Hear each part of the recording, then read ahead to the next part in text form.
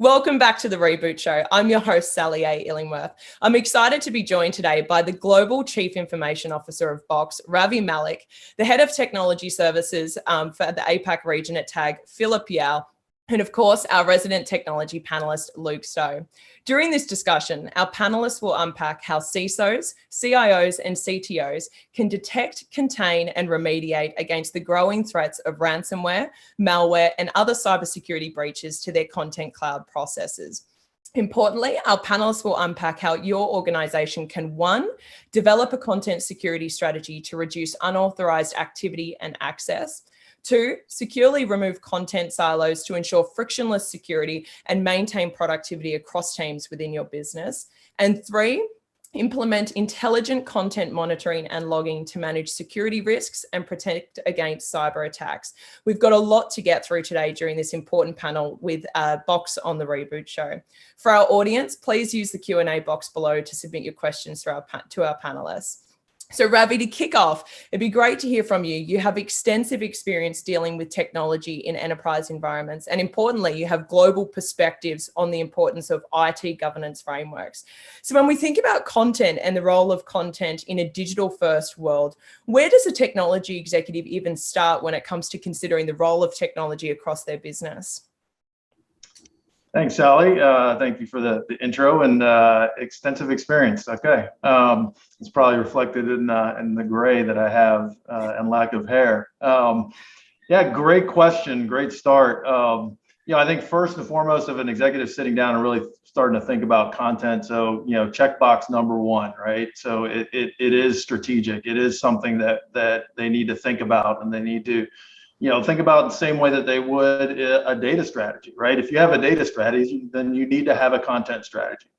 If you think about, what do I have in my content, right? What's in it? And, the way I've always thought about it is that, work, particularly in a digital world, when we're collaborating and, across country lines and globally, et cetera, work typically starts with some kind of content, right? It's a PowerPoint presentation, or a presentation or a document or a spreadsheet, or it might be a video, or, some kind of, pictures or, if you're doing design.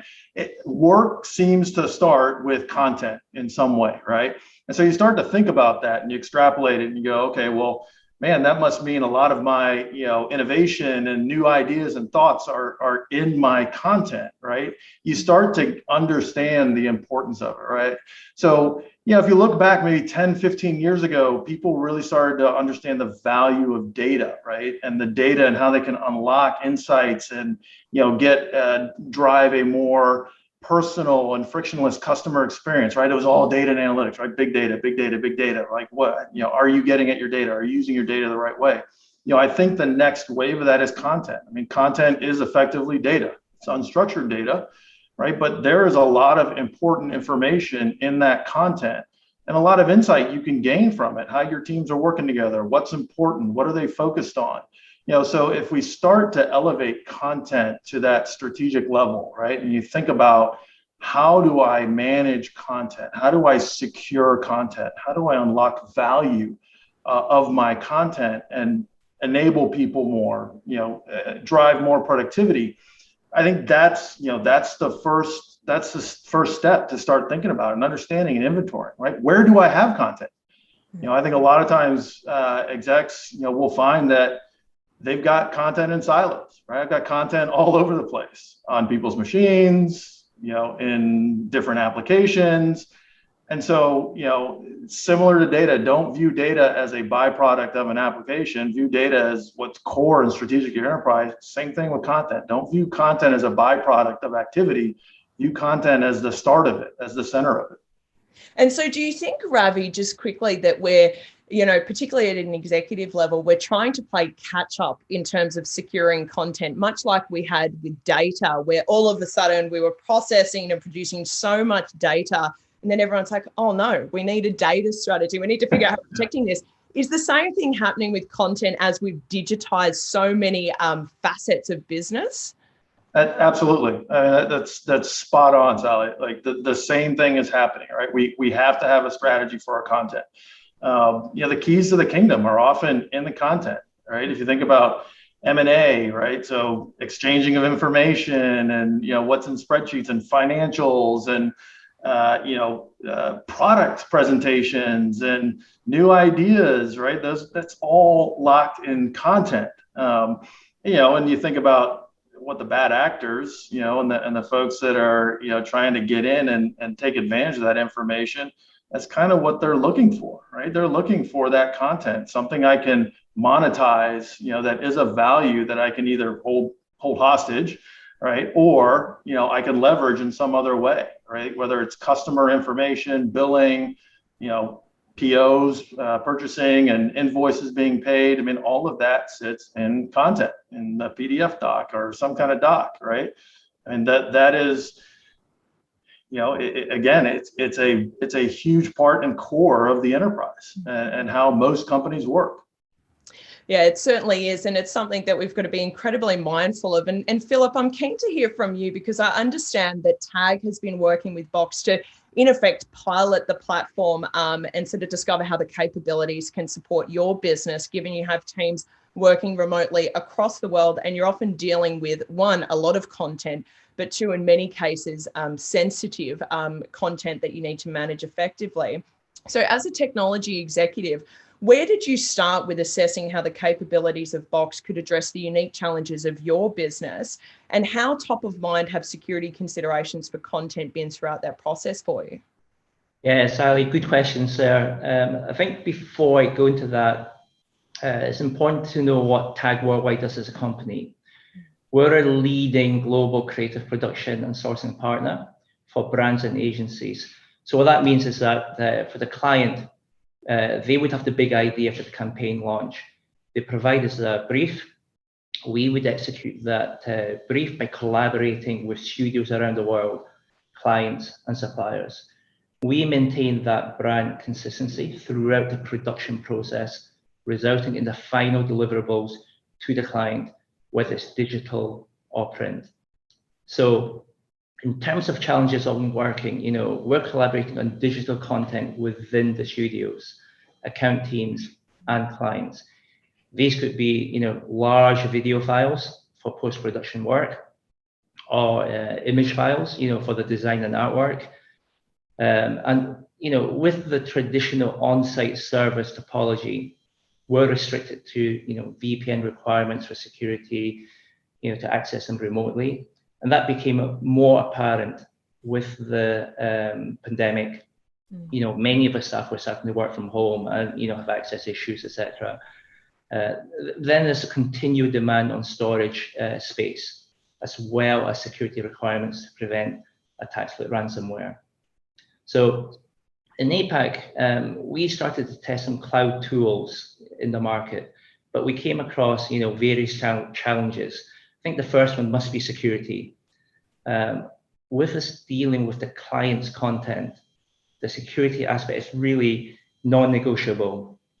And with Box, you can find on the Box Trust, site, every security certification or compliance acknowledgement you can imagine.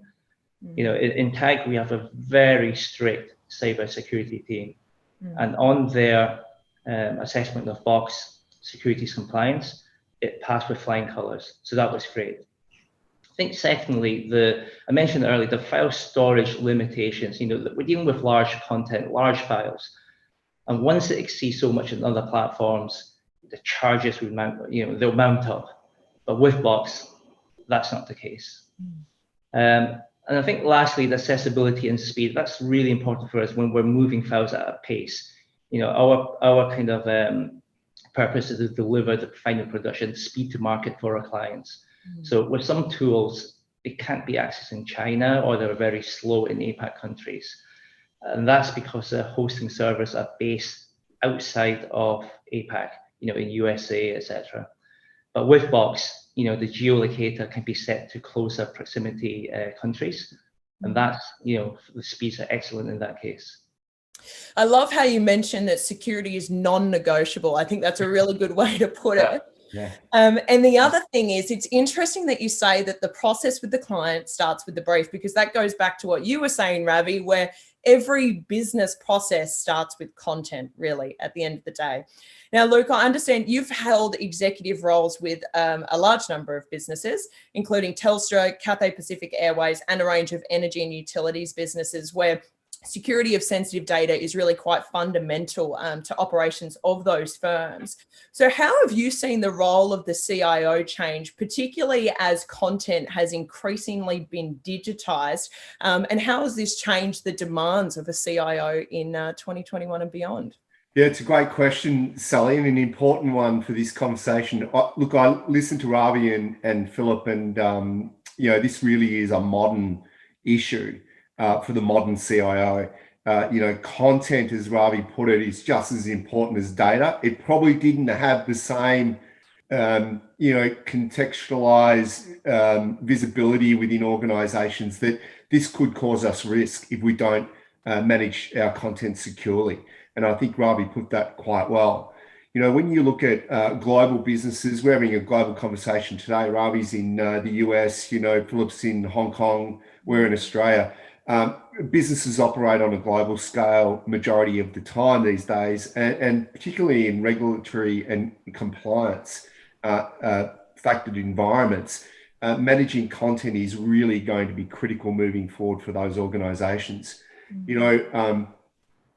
In running a lot of the transformations that I've run, one of the major objectives we've always had has been empowering people at the front line and people within the organization who are dealing with customers and dealing with their peers to be able to get things out the door. And, getting the right amount of information to them at the right time is really crucial in that. And so when you think about a cloud-based platform that enables content sharing across the organization and externally with third parties that you may partner with or that you're doing business with, and it's all secure, and you can do that without losing any of the productivity, it's an amazing thing that we have now at our disposal as a CIO to be able to get that content and to put it into a common shared platform for our business. Building this into the workflow is the final point, I think, is that once you can build that into the workflow and you can seamlessly manage content through its life cycle, version manage it, control it, and have security baked around it on a global geography scale, that's a real game changer for a CIO, particularly the modern CIO, where there's so much content that is now. It used to be just websites, but now it's digital content everywhere. And that's without going into M&A, documentation, customer lists and briefing material, where you've got lots of sensitive information. So when I hear Philip and Ravi talk about Box and what they're using it for, it's very exciting. It's very exciting for someone who's embarking on a digital transformation to be able to include Box as part of that, as part of that ecosystem. Now, I love how you highlight the importance of, as a CIO or a technology executive, wanting to ensure that the systems enable your team so that they can still do their jobs as effectively and as productively as possible. And I've got a question for you, Ravi, but before we get there, Philip, I'd love to hear your thoughts briefly on that because, I suspect within your business, it's quite important based on the nature of your business for your teams to be able to go back and forth very quickly with clients. So safeguarding that external collaboration is really quite key. So in your experience to date with Box, how has that experience been, and has it created friction for external collaboration, or has it been quite seamless for you? We've just embarked on the journey, and the initial kind of collaboration that we've had with the client has been very smooth and seamless, if I could say that. Historically, in our nature of business, we're using all kinds of tools to exchange files internally and externally. And when that happens, you have your usual challenges of security, obviously, especially when it's external, because we're dealing with campaign launches, which they've not gone out yet. It's like pre-launch, so those must be they're confidential. So the way that we transfer files back and forth must be secure. Yeah, certainly. Now, one of the conversations that always comes up when we think about new technologies, new applications, new platforms is legacy. And some people probably sigh at that, but it always comes up. And keeping content secure can come with challenges, particularly when we appreciate the nature of legacy systems. So Ravi, in your experience, what are your views on how organizations can seek to, perhaps modernize their technology to improve their security posture, especially when it comes to the sharing of content internally and externally across countless devices, countless applications? Should they be perceiving legacy systems as an inhibitor? Maybe, yes, at times. I think it gets back to, right, if you have a content strategy, right, and you start going about figuring out where do I have content, right, where is it locked in silos, and then I have Box as my cloud content management platform, and I'm going to work to move that content, right. So by doing that, you're removing some of the friction and some of the weight, right, of the legacy system. Call it technical debt, right? So, I'm paying down some of my technical debt by moving some of that content, right, and using the integration capabilities of Box, to centralize and manage and secure that content. Legacy systems, I mean, it's something that, most CIOs have to deal with, at some point, right? And in our industry where things move so fast, I mean, you can be a startup and within 2 or 3 years, you're dealing with legacy, systems and technology anyways. I think the way I've always viewed it is you've got to figure out, right, that those are things they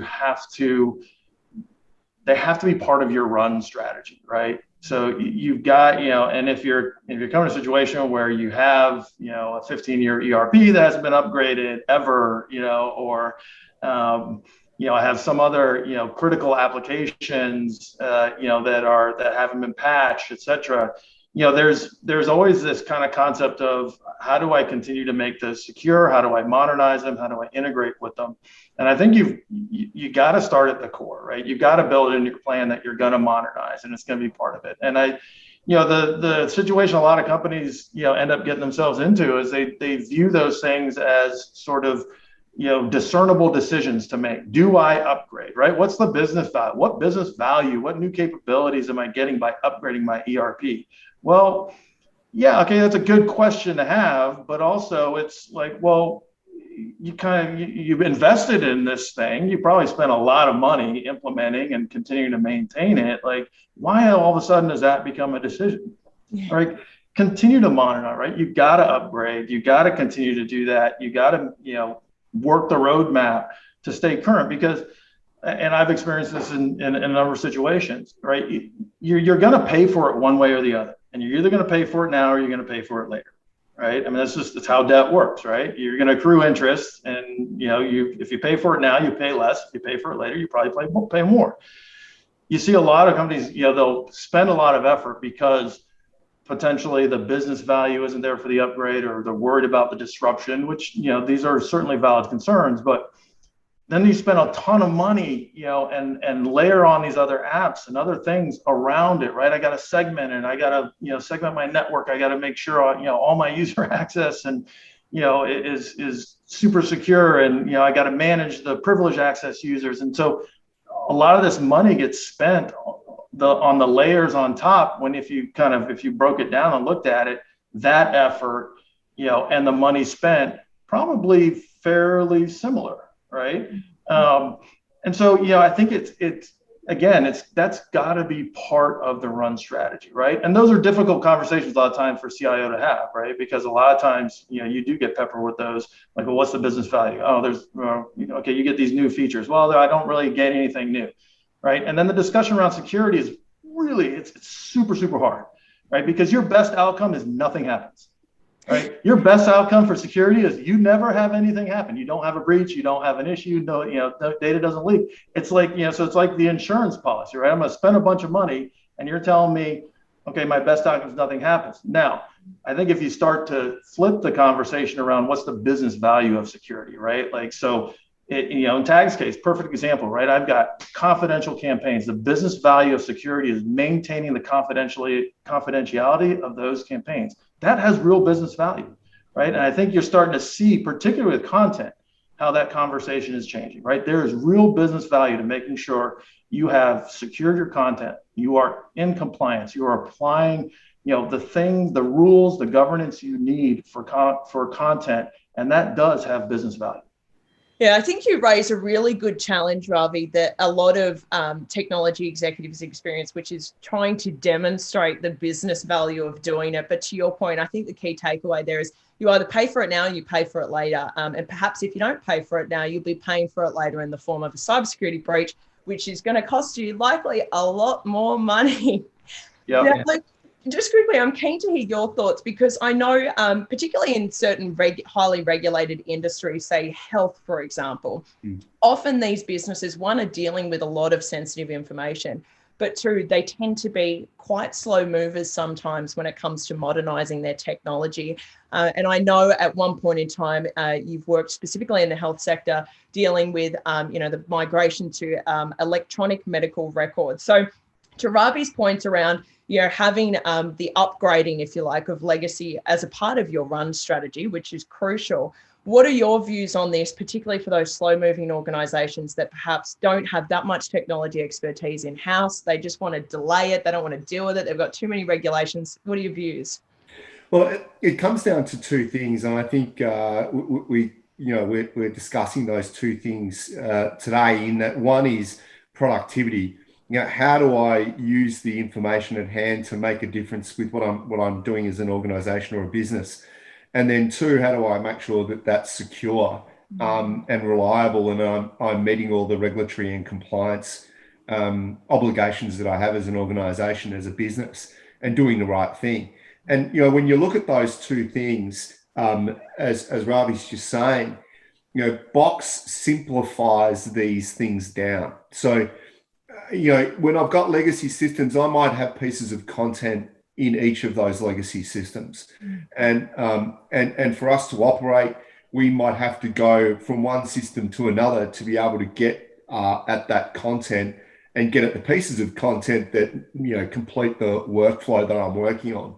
But if that's all in the one location, and through capabilities of Box, we're able to say, here's who can have access to this piece of content, and here's who can have access to this other piece of content, and that's managed and monitored, then that just is a game changer in the way that I complete my tasks, because now I've got an end-to-end platform that I can base my end-to-end workflow around. And so this is why I think that point's really important. When we talk about frictionless, we're talking about the fact that Box has simplified the access and the requirements for access to content right across the landscape, allowing productivity, but also ensuring that security is in place. Now, this is a real feature of Box. Box basically looks at the content, and if it's got any suspicious values in it, if there's any data tags or any elements of that looks suspicious, well, then it can quarantine it. It can let the user know. The user can still work on the content, but it can be quarantined. And it also can let the administrators know.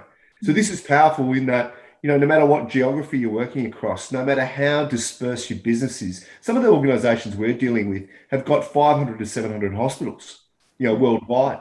You can imagine that amount of content that is across the globe that they have to manage. And when it comes to the seriousness of medical data and information and content, then having that capability across the board is going to really be beneficial.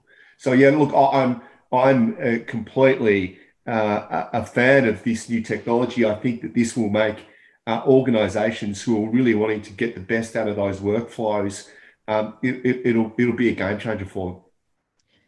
Can I just tag on to that, because I love, frictionless, I think is just is probably the best word, right? You could take that, because when you think about security, your biggest risk is people, right? I mean, what's your most unpredictable aspect of your organization? It's a person, right? And being able to protect people without impacting their productivity, right? Because I think we all know security can increase friction at times, right? And it's been known to do that.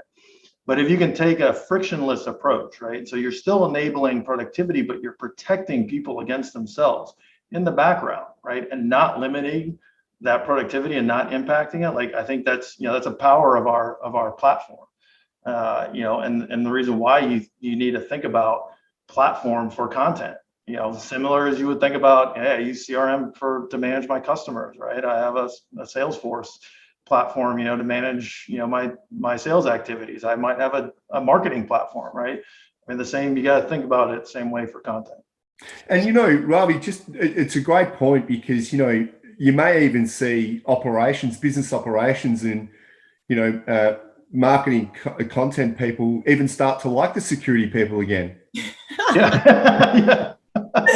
Yeah, they are no longer the business prevention, right? It's the business enablement department. It's not the business prevention department. That's got to make some security people happy.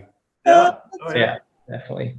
Business prevention. So what you're both certainly highlighting is that I think the integrations component in particular, and the capabilities Box offers there, alongside the ability to monitor and log content, it enables you to, have multiple things addressed in parallel, if you like. So one of the key takeaways I'm getting from this is productivity, security, legacy modernization, and then also enablement of your people, I think, is a key message here.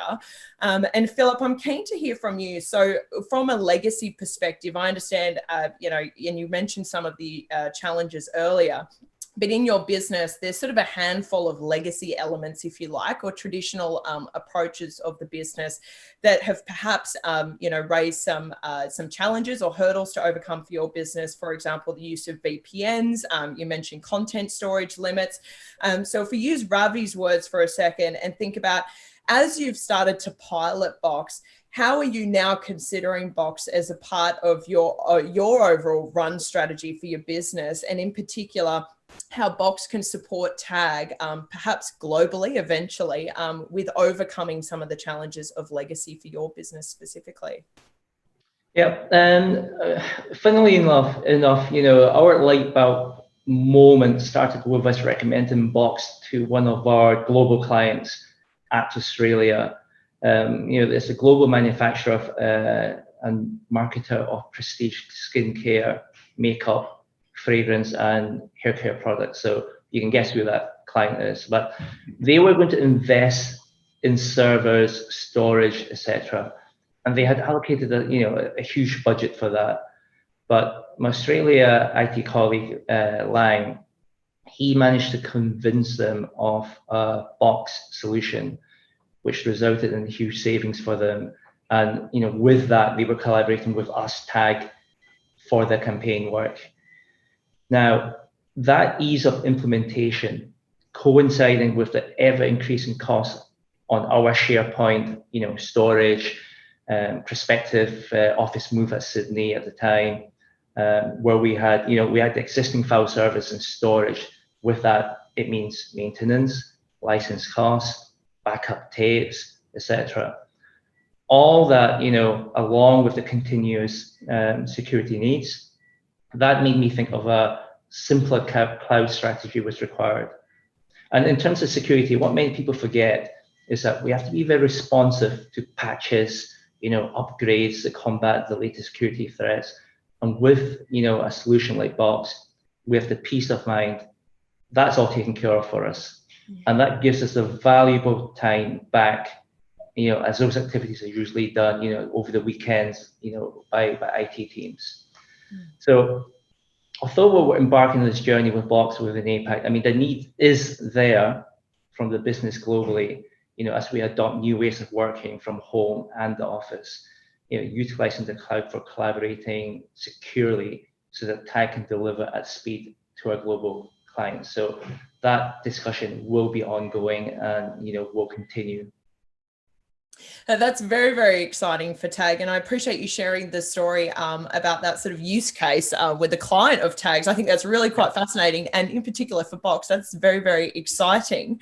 Now, I'm mindful of time, but I just wanted to, as we've been having this discussion today, I think we're certainly focusing on the security element, but I think one of the key capabilities of Box, as you seek to implement Box, is that you then have centralized management and oversight of all of your content. And, making data-driven decisions is a growing top of mind conversation for many people across many functions and facets of business. We're all wanting to understand how can we get data and then draw insights from it to make better decisions in the future. So we might start with you, Ravi, and then I'm keen to hear your thoughts as well on this, Luke.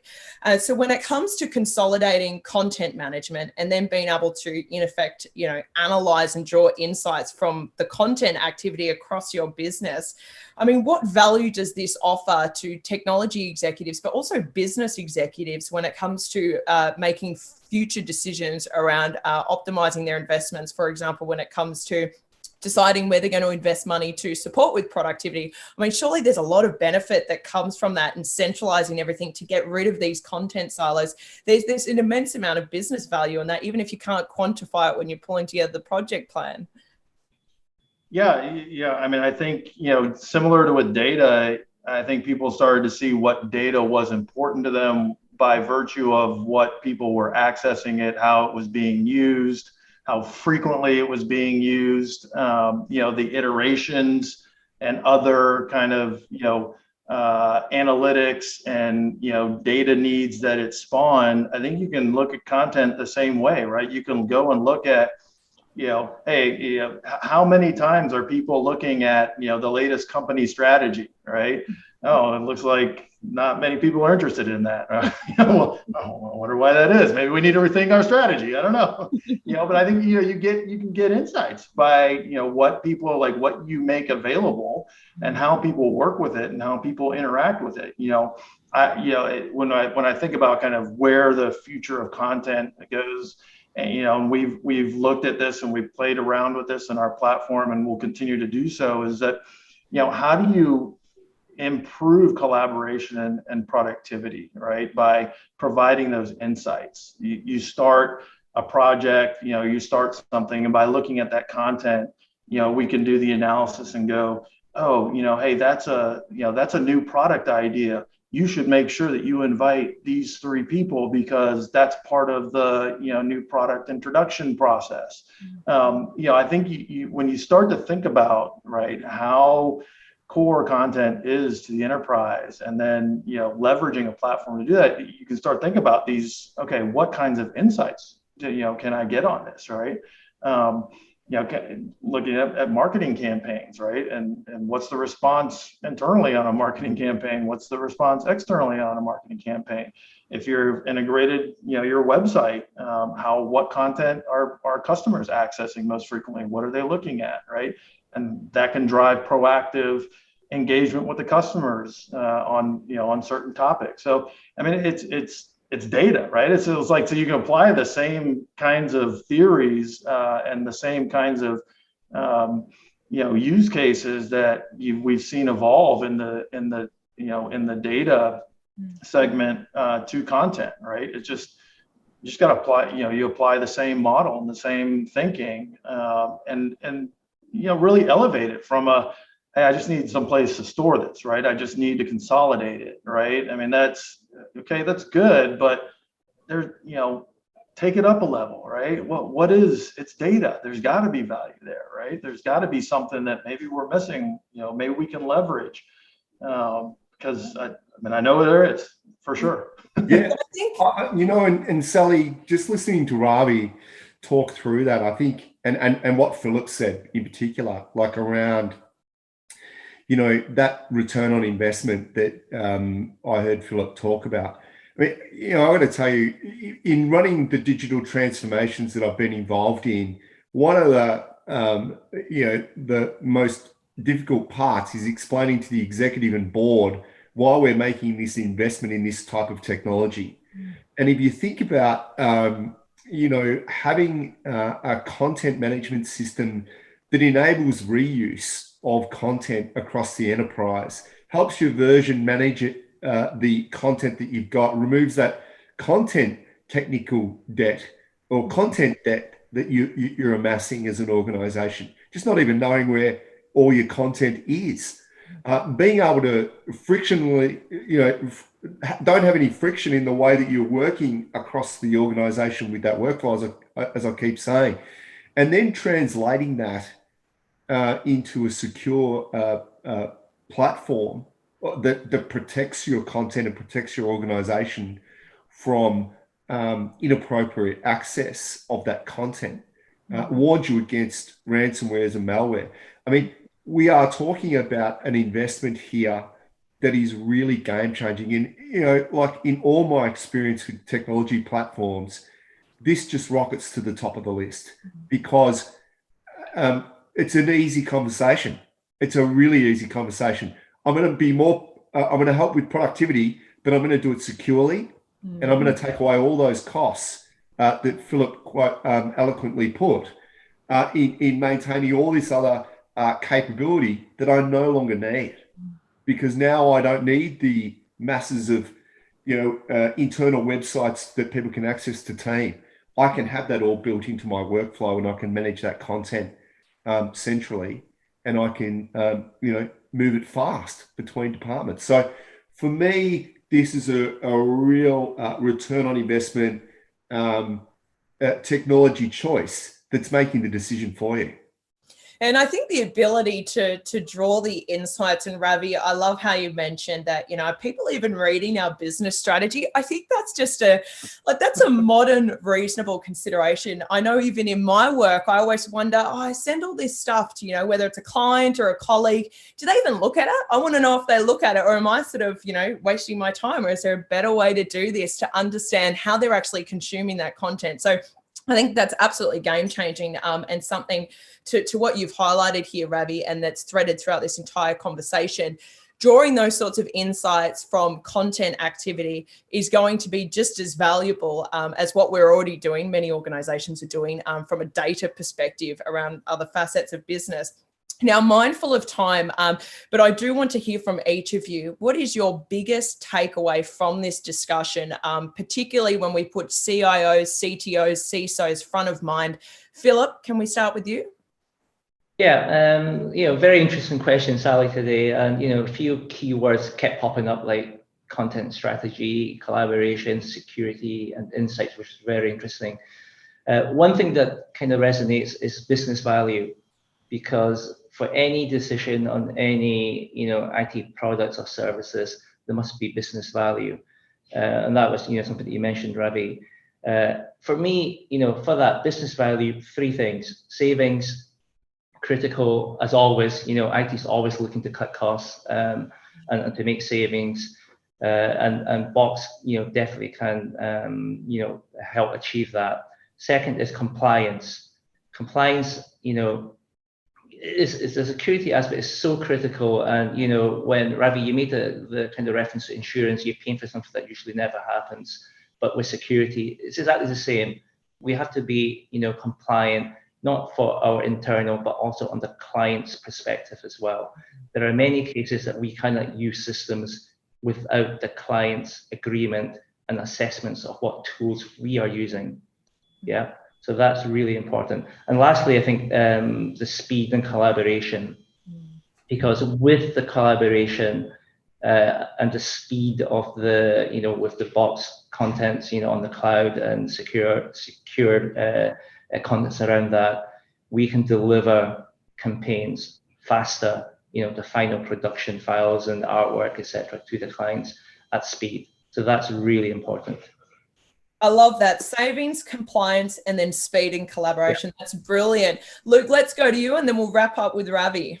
Well, look, I think Philip has actually put it really well, and I think confidence is something that keeps coming to mind for me. Is that I would feel this sense of confidence that we can collaborate with confidence here, and we know we've got these security guardrails to protect us, and there's it's removing risk of not being compliant and not meeting the regulatory obligations. So I think anyone who's in those environments where you've got, which is just about everyone, let's face it, these days, with regulations and compliance, this is a real purpose-built platform for the future. So yeah, I think confidence is my main takeaway. And I think confidence, Luke, just quickly, also not just for, say, the technology executives and the security people within the organization, but I believe it was you who raised it earlier, confidence as well for, say, the marketing teams. You know, maybe they'll be friends with the security teams again because they have confidence that I'm complying, I'm doing everything as I'm supposed to by the book, and I'm happy to do it and not create my own workarounds because this is not impacting my productivity. Last but not least, Ravi, your key takeaway. Wow. So I'm not sure what I can add to these gentlemen. I think they've covered most things, but I'll draft a little bit off of both. So, you know, as Philip mentioned, the three things that he considers, you know, there were three things that I always considered, you know, in the CIO role when I'm looking at the roadmap, looking at application solutions, whatever it may be, right? So first and foremost, reliability, right? So it's got to be reliable. You know, and I think, Luke, that kind of speaks to the confidence, right? So you'll get confidence if it's reliable. You know, the second thing is scalable, right? It's got to be scalable, right? And it's got to be scalable in a way that doesn't require a lot of ongoing investment, ongoing care and feeding, right? So scalability's got to be built in. And then last, and you know, certainly most important, it's got to be secure, right? You can't not think about security, and arguably, I'm sure my old CISO would tell me, he's like, well, you've got it reversed. You need to start with secure and then go to reliable and then go to scalable. But you know, that is, you know, those are the three things that I think, you know, I would always think about.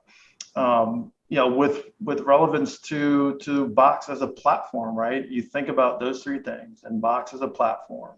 You know, we're covering that and improving and enabling, you know, the productivity while maintaining security, reliability, and scalability. You know, across multiple, you know, a global organizations, right? Those are things that as a CIO, if you have Box, you don't have to spend a lot of time thinking about and worrying about, right? You can focus on the business value and how do you continue to unlock that business value via the platform.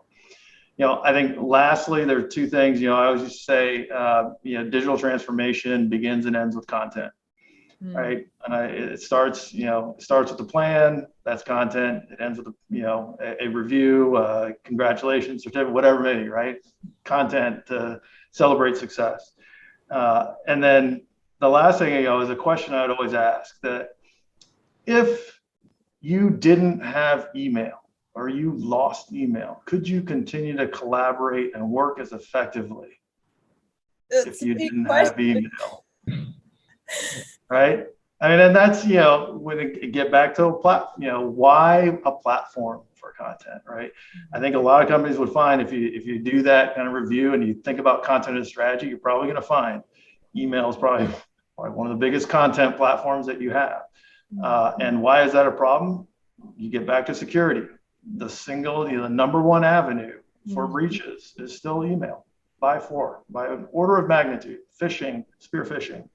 It is still the venue that, you know, the vector that is used most frequently. Yeah. And so, hey, like, you know, if you start to think about that, okay, content becomes pretty important because one, I probably want to get my content out of there and secure it in a way that, you know, doesn't give keys to the kingdom. And two, if something were to happen there, I can continue to work and collaborate internally and externally. I think that's a brilliant call out. And, you know, you really highlight an important point there, Ravi, is that the bad guys are preying on the amount of content that we all are anticipating coming into our email and then downloading, uploading, clicking on links, whether it's to review a campaign asset or the like. And what I'm certainly taking away from this conversation is that it certainly sounds like Box is the golden child of content cloud management. That's certainly what I'm taking away. And, you know, I love the fact that we've really focused on content as an integral part of the conversation here, because I think it's something that we probably haven't thought about as much as we need to. And thank you to all of you for joining me today for this important panel discussion with Box on the Reboot Show, Ravi Malik, Philip Yao, Luke Stowe, and thank you to our audience for tuning in. I hope you enjoyed this conversation as much as I have. We encourage you to go on and online and check out what Box is up to. We'll also be sharing further information with you, and we look forward to seeing you on the next segment of the Reboot Show. Thanks, guys. Thank you. Thanks, Sally.